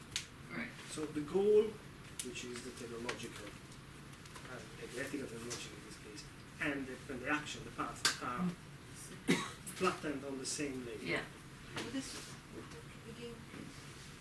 The goal and the path to it, the methodology to it, the action one takes, are flattened on the same layer. Abraham does not kill the son to gain something from it in any form. It's the path. It's the what? It's the ground, right? Mm-hmm. But hold that thought. Is he not? Sorry, is it got something to do with the telos that's driving It does. him? That is, But he's got a reason. He's got a path, and he's not even questioning that reason. He's going back, and that's driving him. By then, I think. Sorry, say that again. Well, he's onto a sort of new telos. He's suspended the telos. He's suspended the telos and leaping over that no, and not he's into a questioning different it. telos altogether. But then there is no reward, there is no end. And Right. until you do get not The purpose or reward, goal, the yeah. purpose, yeah. But it's always telos of society. They've just But he's think excited. about it in terms of your music production, Abraham. So you tricky. But okay. So when you're doing the kind of work that you do, the kind of pieces that you do, they don't really have a beginning, they don't really have an end. But on the other hand, they do have a beginning and they do have an end because they do begin and they do end. But that's not the point of them. The point isn't where they begin or where they end. They just are, right? And then they're more than just are, because actually there's an interiority to your work that happens. Now, it would be ridiculous to try and explain what your work is about in terms of you trying to make it make sense, that you're trying to go somewhere with it, and then it does that, and that comes back around and gives it its trajectory, right? Yeah. Okay, so your work in particular very much follows the problemata that Kierkegaard is putting out, that it moves between what Dane was saying, the kind of flagpoles between trembling and fear.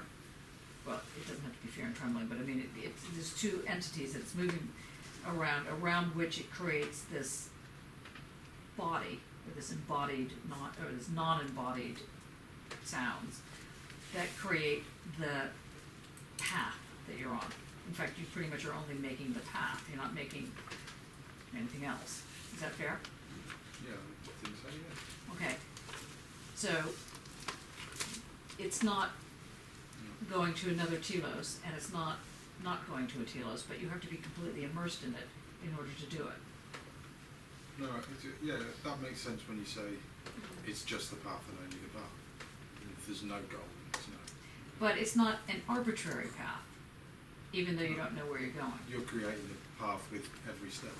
Yes, but it's a different form of a logic path. Because it's not like it's a path that you have set out with a map and you know exactly where you're going. You're on a map, you're on a path, you're going somewhere, and somehow it's making sense, but it's not figured out. In fact, it always goes wrong. What's that, Bela? Because you're in the zone. Because you're in the zone. Ah, it's great to hear that Kierkegaard sounds so hip these days. In the zone. Is it got something to do with faith in your grounding, in your convictions? Yes.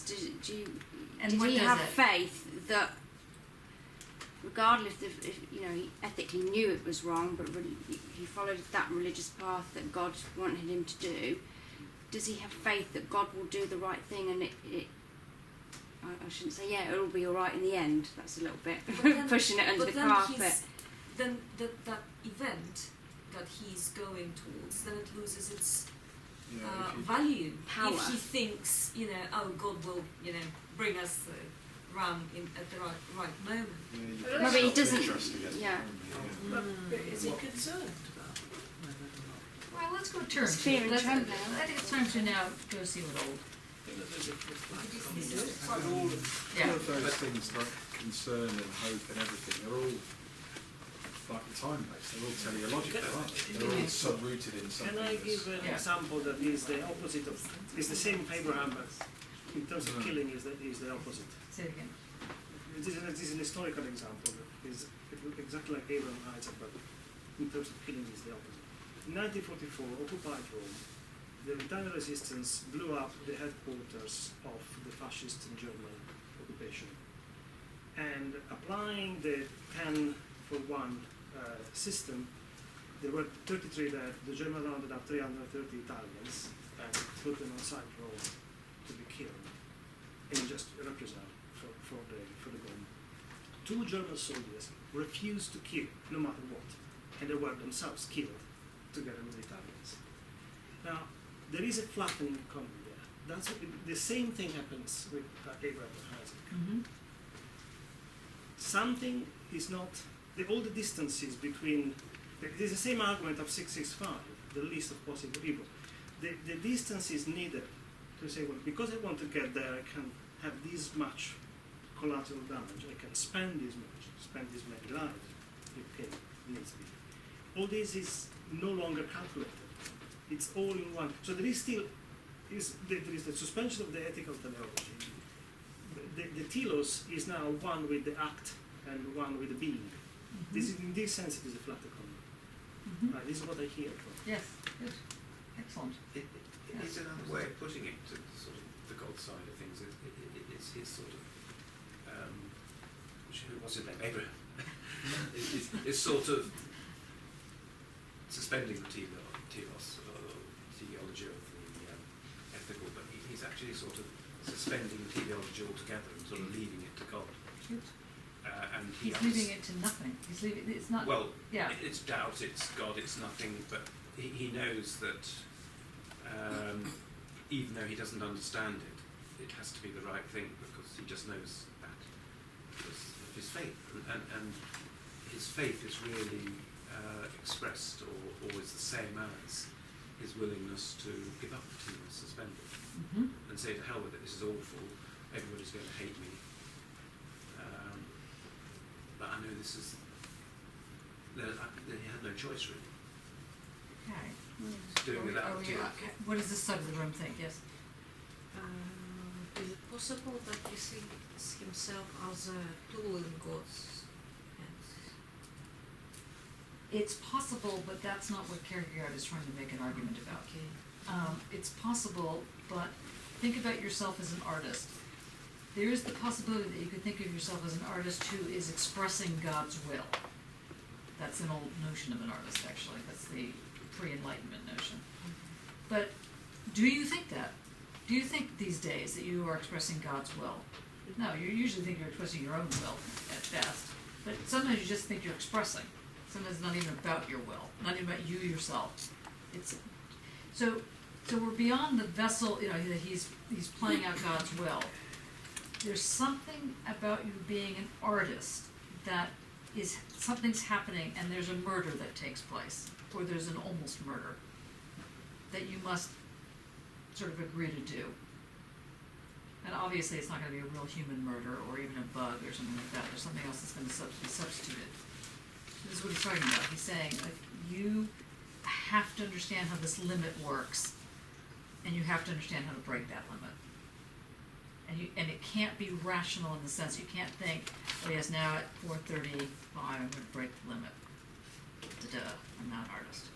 You can't do it that. It doesn't work that way. It's not going to do anything. Let's turn to his work, and you'll see how it. Just if let me just see if I can just as one last before we do that.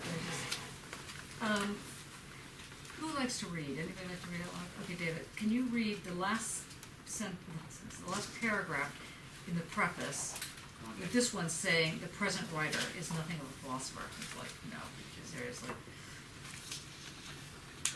Yeah. I'm all caught up with this business that, you know, poppies and everything. Okay. So while David looks through this thing, Yeah. Who's writing this book? Is it Kierkegaard, Kierkegaard. the K-man, or is it Johannes de Silentio? Yes. And is Johannes de Silentio, or whatever his name is, son of John, is he aware of Kierkegaard's message? There's a sort of... Yes. Because Kierkegaard was a real troublemaker, wasn't he? Yes. He was a real trickster. Yes. And he does things like that. Yes. Because he seems to enjoy it, and also he thinks he sort of gets his message over by sort of Yes. lessons about, basically. But then you could even say that the message from Kierkegaard to Johannes de Silentio is one form, but then the message of Kierkegaard stroke Johannes to the reader via the text Yes. is a whole nother game. So we have to read through what this chap, Johannes de Silentio, is reading in order to interpret what Kierkegaard wants us to know. No, we have, well, possibly, but also that we have to take the text as the code. The text is the code, Yes. and we're decoding it. But we're, Kierkegaard is, I can't say it for some reason, Kierkegaard is Tarquin, isn't he? Yes. We're Tarquin's son. Yes. And this chap, Johannes de Silentio, the text writer, No, is the messenger. No. We No. might be the messenger. No. Kierkegaard is the father, and Johannes is the son. Yes, Tarquin's the son, yes. So Johannes Kierkegaard, is the son. so Kierkegaard is writing to himself, basically. He's like, it's like, So who's the messenger? The deterministic philosophers. yes, who don't get what's going on. Right. I'll read it again, but I don't think that's what it says in the introduction. By this translator, but never mind. It's done. I'll have a look at it again. Have a look at it again. Okay, And read the last paragraph. Begins I prostrate, yeah. It begins the present author. I am on. Oh, yeah. Doesn't like funny Okay, but anything, with Yeah. okay. Pretend you are the present Pretend to author. speak very loudly. Okay. The present writer is nothing of a philosopher. He has not understood the system. Of course, you're talking to yourself. Of course. Right. And then, Start again. the present writer. Myself. Do I say myself? No. It doesn't sound like you see. It's a real class thing. Okay. He's saying he's referring to himself in the third person. Okay, I'll get the tone. I Okay. understand. Yeah. Yeah, Okay. Thank you. The present writer is nothing of a philosopher. He has not understood the system, does not know whether it actually exists, or whether it's completed. Already he has enough for his weak head in the thought of what a prodigious head everybody in our day must have, since everybody has such a prodigious thought. So now that everybody that has the prodigious thought, that's the analytic philosophers that he can't stand. And the system is Hegel. Yeah, absolutely. Yeah, good. Even though one were capable of converting the whole content of faith into the form of a concept, it does not follow that one has adequately conceived faith and understands how one got into it, or how it got into one. The present writer is nothing of a philosopher. Okay, so he's basically saying, look, Hegel's brilliant, I know nothing. I am but a poor slob who just happened to be passing along. So, I mean, well, he's as famous, if not more famous at this point than Kierkegaard, than Heidegger, than Hegel. So, go on. Sorry. The present writer is nothing of a philosopher. He is poetis eleganter, an amateur writer who neither writes the system nor promises of the system, who neither subscribes to the system nor ascribes anything to it. He writes because for him it is a luxury which becomes the more agreeable and more evident. The fewer there are who buy and read what he writes, he can easily foresee his fate in an age when passion has been obliterated in favour of learning, in an age when an author who wants to have readers must take care to write in such a way that the book can easily be perused during the afternoon nap, and take care to fashion his outward deportment in likeness to the picture of that polite young gardener in the advertisement sheet, who, with hat in mind and with hat in hand, with hat in hand, and with a good certificate from the place where he last served, recommends himself to the esteemed public. He foresees his fate, that he will be entirely ignored. He has a presentiment of the dreadful event that a gentle criticism will many a time let him feel that birch. He trembles at the still more dreadful thought that one or another enterprising scribe, a gulper of paragraphs, who to rescue learning is always willing to do with what other people's writings, what Trop to save appearances, magnanimously resolved to do, though it were the destruction of the human race. That is, he will slice the author into paragraphs, and will do with the same inflexibility as the man who, in the interest of the science of punctuation, divided his discourse by counting the words, and so that there were 50 words for a period and 35 for a semicolon. I prostrate myself. Don't you think he's hilarious? I mean, sorry. It's fair enough. I think he's very funny. But go on. He's making a joke about how horrible the philosophers are and the so-called men of learning. He's saying, I am but an idiot. I'm going to present myself as a gardener. And like a gardener, you can read my work in an afternoon's nap, because I'm not saying anything interesting, because God knows the only thing that's interesting is that which is about learning and not about passion. I want to talk about passion. That's not on the agenda. I want to talk about faith. Nobody talks about that these days. So he's going on. He says, okay, instead, he's saying, that is, these idiots like Hegel will slice the author into paragraphs, and will do it with the same inflexibility as the man who, in the interest of the science of punctuation, divided his discourse by counting the words so that there were 50 words for a period and 35 for a semicolon. Do you understand that sentence? No. Does everybody understand that sentence? We're not moving off the sentence until everybody gets it. No. Okay. Simon, explain the sentence. It's not hard. Well, it's an argument against a systematic regimen that is just done blindly, just because that's what we do with things. Right. So if someone says to you and you're told, in order for there to be a good sentence, in order for there to be good art, you have to have 50 words, you have to have 3 parts of red and 1 part of blue in your art. And everybody repeats this because you've been taught, in order for this to be good, you have to have 3 parts of red and 1 part of blue, or whatever. He can't stand these people. And these are the people that get all the good jobs. He's upset. They get all the jobs. They get all the pay. They're heralded as great thinkers. I am but a slob, but a poor, innocent, bystander that no one loves. And I am frightened that I'm going to be eaten alive by giving my gift, by giving my code to someone who can possibly hear it. But probably no one will, because I'm surrounded by idiots. Nietzsche had a great expression, which was what I abbreviate as PBS, pearls before swine. So he's throwing out these great ideas And he's saying, and you know who's going to understand it? No. And you know who's going to love it? No one. And you know who's going to get the jobs? Not me. You know, I hate everyone. Thank you and good night. And that's what he's basically saying. Okay, can you just finish that bit? Yeah, sure. I prostrate myself with the profoundest deference before every systematic bag-peerer at the custom house, protesting, this is not the system, it has nothing whatever to do with the system.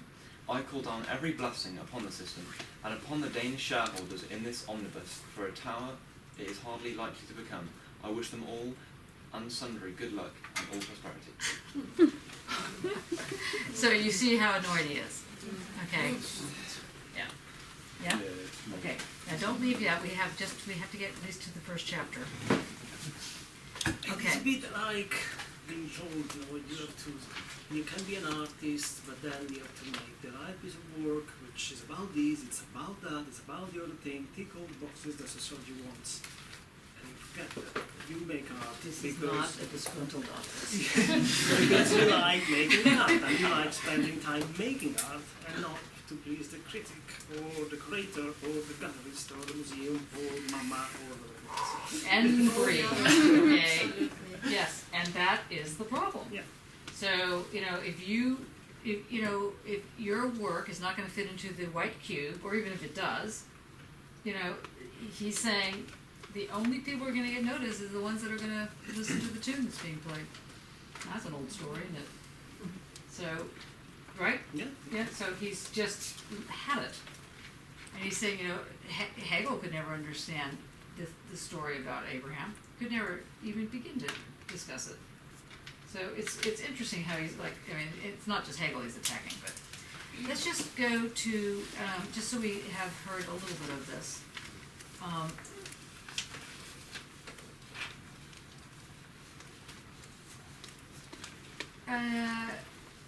We still don't get answer. Why did he? No, we won't get that answer tonight. No. We will probably get the answer Oh, next week. Okay, are you ready? Now, Nadia, do you mind reading the first from Prelude? Just... not me. Why? Because I don't read.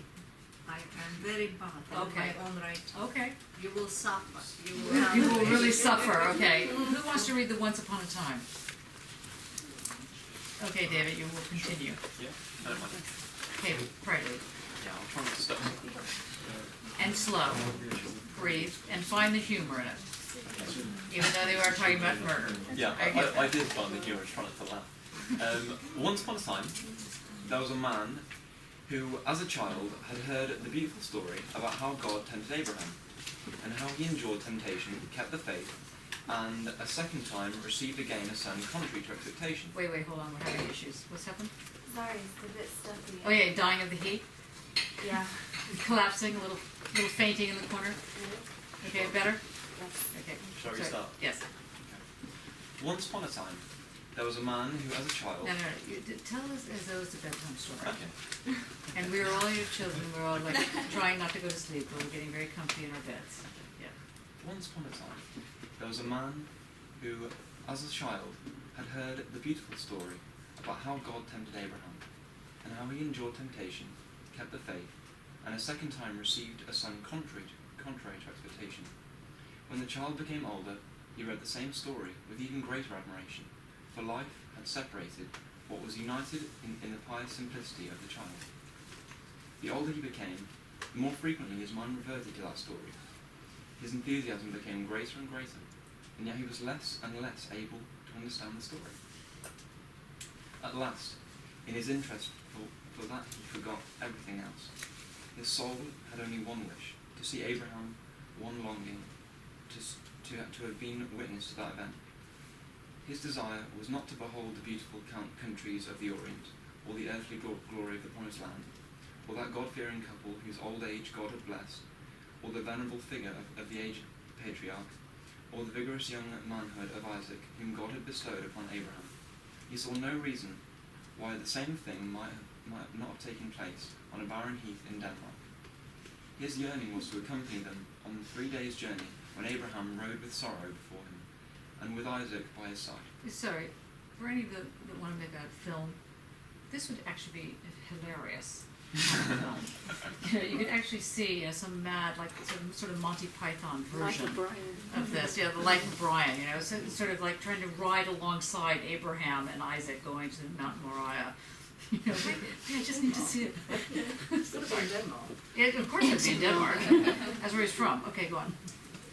His yearning was to accompany them on the 3 days' journey, when Abraham rode with sorrow before him, and with Isaac by his side. His only wish was to be present at the time when Abraham lifted up his eyes and saw Mount Moriah afar off, at the time when he left the asses behind and went alone with Isaac up unto the mountain. For what his mind was intent upon was not the ingenious way of imagination, but the shudder of thought. Okay, so for those of you that are writing on Kierkegaard as your book review, the shudder of thought is the key here. Because the shudder of thought is precisely this trembling. Can you just read that last line again? Yeah, sure. For what his mind was intent upon was not the ingenious... The whole Oh, his there. His only wish. Ah, yes. His only wish was to be present at the time when Abraham lifted up his eyes and saw Mount Moriah far off, at the time when he left the asses behind and went alone with Isaac up unto the mountain. For what his mind was intent upon was not the ingenious web of imagination, but the shudder of thought. So, just remember, so he wants to see when life begins. It's that kind of thing. He wants to see the moment that the artist has the spark. The shudder of thought. Go on. That man was not a thinker. He's starting on himself, of course. He felt no need of getting beyond faith. He deemed it the most glorious thing to be remembered as the father of it, an enviable lot to possess it, even though no one else were to know it. That man was not a learned exegete. I never know how to pronounce that word. He didn't know Hebrew. If he had known Hebrew, he perhaps would have easily understood the story and Abraham. Okay, so just continue reading just one more little bit because I want to get just the actual story. Okay. And then down to 2, when the child must be weaned. So 1. Okay, you can stop me. And God tempted Abraham and said unto him, Take Isaac, mine only son, whom thou lovest, and get thee into the land of Moriah, and offer him there for a burnt offering upon the mountain which I will show thee. It was early in the morning. Abraham arose betimes. He had the asses saddled, left his tent, and Isaac with him. But Sarah looked out of the window after them until they had passed down the valley, and she could see them no more. They rode in silence for 3 days. On the morning of the 4th day, Abraham never said a word. But he lifted up his eyes and saw Mount Moriah afar off. He left the young men behind and went on alone with Isaac behind him up to the mountain. But Abraham said to himself, I will not conceal from Isaac where this course leads him. He stood still.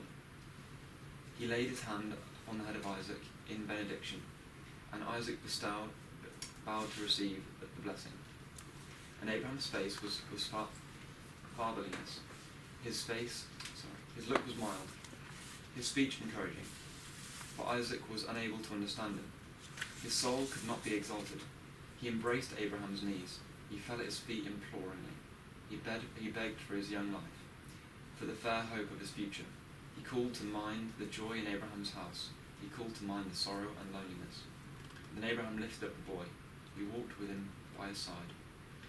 And his talk was full of comfort and exhortation, but Isaac could not understand him. He climbed Mount Moriah, but Isaac understood him not. Then for an instant he turned away from him, and when Isaac again saw Abraham's face, it was changed. His glance was wild, his form was horror. He seized Isaac by the throat, threw him to the ground, and said, Stupid boy, dost thou then suppose that I am thy father? I am an idolater. Dost thou suppose that this is God's bidding? No, it is my desire. Then Isaac trembled and cried out in his terror, O God in heaven, have compassion upon me. God of Abraham, have compassion upon me. If I have no father upon earth, be thou my father. But Abraham, in a low voice, said to himself, O Lord in heaven, I thank thee. After all, it is better for him to believe that I am a monster, rather than that he should lose faith in thee. Okay, just this last bit here. Sure. When the child must be weaned, the mother blackens her breast. It would indeed be a shame that the breast should look delicious when the child must not have it. So the child believes that the breast has changed, but the mother is the same. Her glance is as loving, as tender as ever. Happy the person who had no need of more dreadful expedients for weaning the child. Okay, now we have time to read number 2. And number 2 is exactly the same story, but different. Can you just read that very quickly? And then there's actually 3 versions, but we'll have 2 that'll be enough in there. It was early in the morning. Abraham rose betimes. He embraced Sarah, the bride of his old age, and Sarah kissed Isaac, who had taken away her reproach, who was her pride, her hope for all time. So they rode on in silence along the way, and Abraham's glance was fixed upon the ground until the 4th day, when he lifted up his eyes, and saw afar off Mount Moriah. But his glance turned again to the ground. Silently, he laid the wood in order. He bound Isaac. In silence, he drew the knife. Then he saw the ram which God had prepared. Then he offered that and returned home. From that time on, Abraham became old. He could not forget that God had required this of him. Isaac throve as before, but Abraham's eyes were darkened, and he knew joy no more. When the child was grown big and must be weaned, the mother virginally hides her breast, so the child has no more a mother. Happy the child which did not in another way lose its mother. Yeah, let's just go back to this. The first one, when the child must be weaned, the mother blackens her breast. It would indeed be a shame that the breast should look delicious when the child must not have it. So the child believes that the breast has changed, but the mother is the same. Her glance is as loving and tender as ever. Happy the person who had no need of more dreadful expedients for weaning the child. Second version. When the child has grown big and must be weaned, the mother virginally hides her breast, so the child has no more a mother. Happy the child which did not in another way lose its mother.